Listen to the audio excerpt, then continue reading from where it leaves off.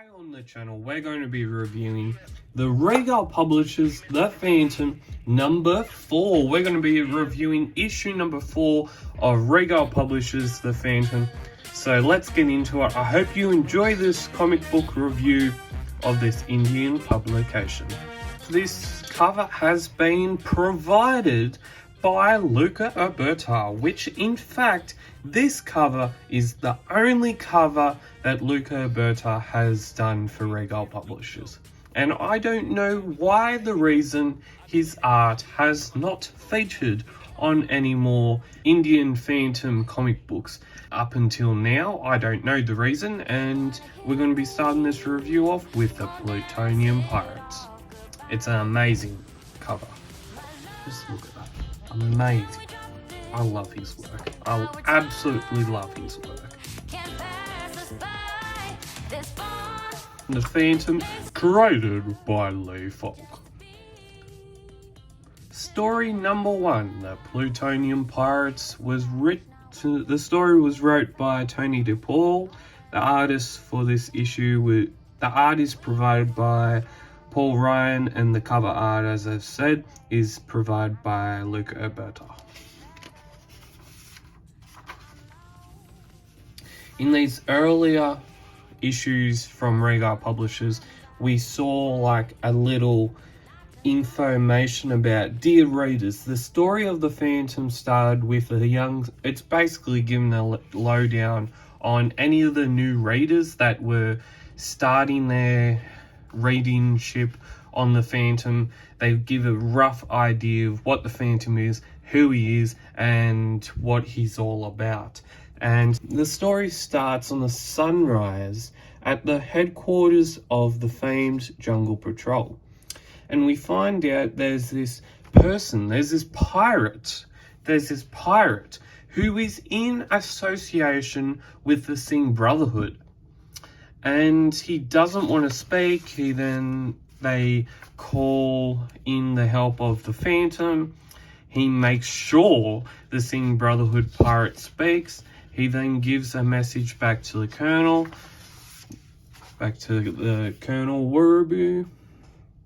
Wurubu, and he then speaks of what is supposed to happen, but doesn't give all the information away.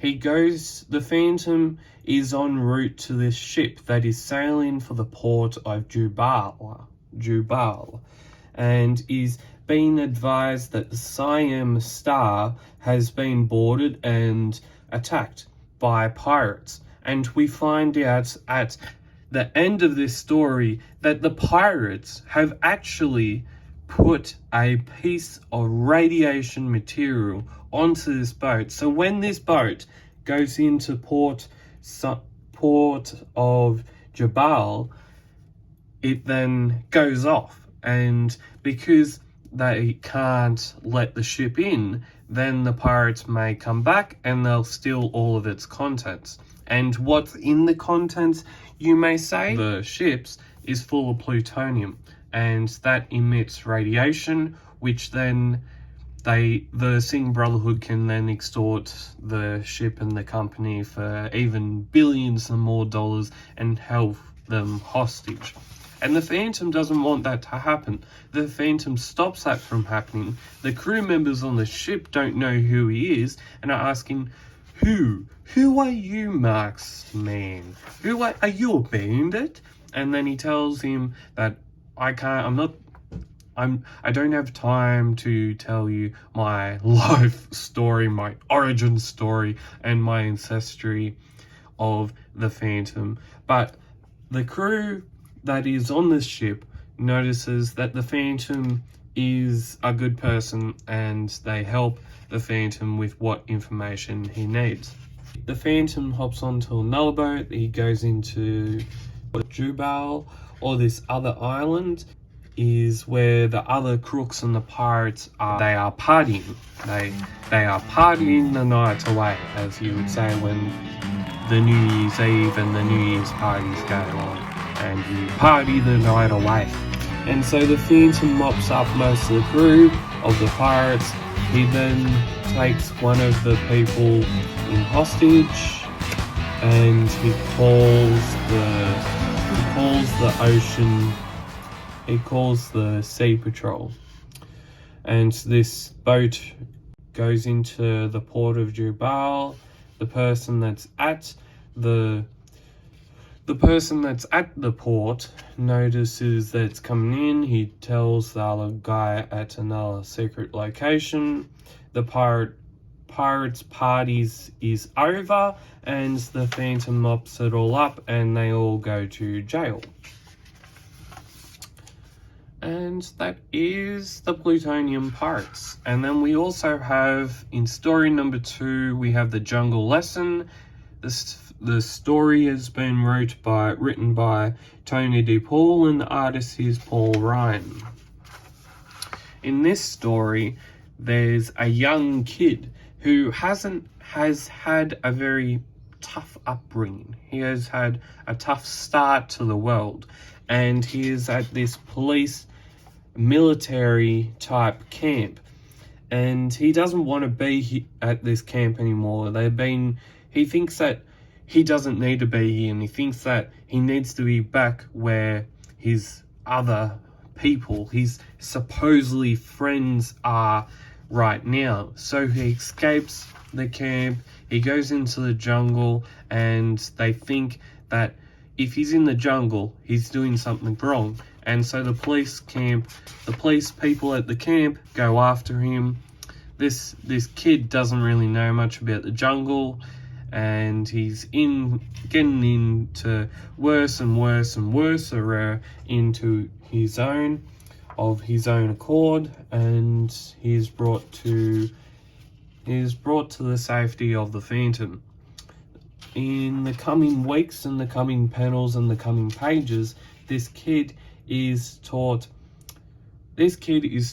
lessons that he can then take home. When he goes back home, he can then take them home, and he can be able to live a better life for himself and make better decisions for himself as well. There's another story that was published, I think it was published in the 50s or 40s, 1940s or the 1950s by Lee Falk, and the art was done by Wilson McCoy. And it was called The Crybaby, and it's pretty much a similar type of story as this is here, what we're having a look at right now. And Heloise and Kit Walker pretty much are challenging this kid to change his ways and to be a better himself for the world that comes after this. And at the end of him staying and learning all these lessons, he doesn't really feel like he wants to go home.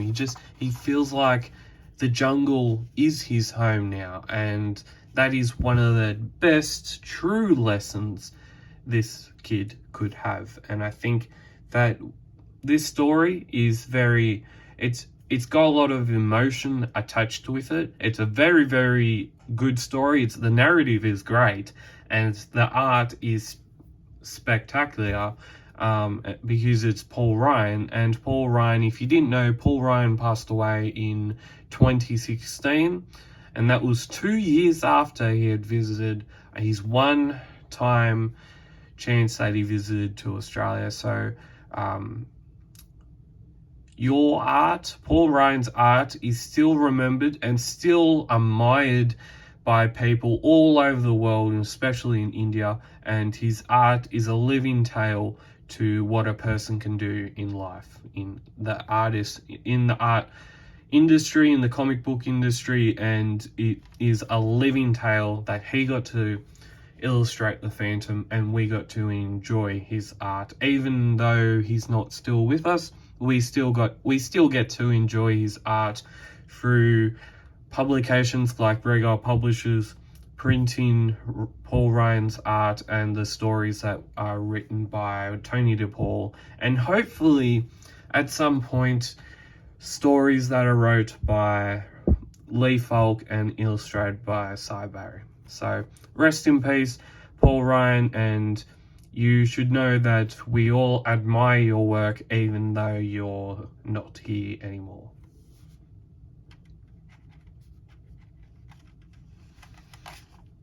So the Phantom shows this kid one more lesson that he can then go into his next life. He shows a tattoo, and this tattoo is a similar ones to the people that are just been given a whirlwind of pain by the Phantom. And the kid notices that these people that are in this building are very, very bad people and are from the same gang as where this kid had come from. And he promises to the Phantom that he will get this tattoo removed. I have to get this removed, Mr. Walker. I'll bet your parents would like that. And the next panel says, parting company with a legend. Officers, I'm here to turn myself in. Next day, who's that? Looks like a kid wearing a uniform. Where were you for a month, Mr. KDB? Were you with the Jungle Patrol? No, sir, not exactly. So Colonel Wurubu just happened to go to Moritwan and put his good name on the line to keep you out of Boomsby prison. It's a mystery, sir. I owe you so much push-ups for smoking. I'll do 100. And so he starts to do 1, 2, 3. And the story ends. The Phantom's hands are quicker than the eyes can see. Old Jungle saying. And that is my review of Regal Publishers' The Phantom number 4. I just can't believe how good this cover looks. It's just amazing. And even right now with the covers that Luca Berta has been putting out in the Phantom Men comic book series, in the Norwegian comic book series of the Phantom, they've just been beautiful. And I just love his stuff that he puts out, and I think he needs a real good pat on the back for what he does and the arts that he makes. And so, as always, keep Phantom caving, stay safe, and I really, really enjoyed this book, and there will be more reviews like this coming very, very soon. So until then, keep Phantom caving, stay safe, and as always, keep keeping on.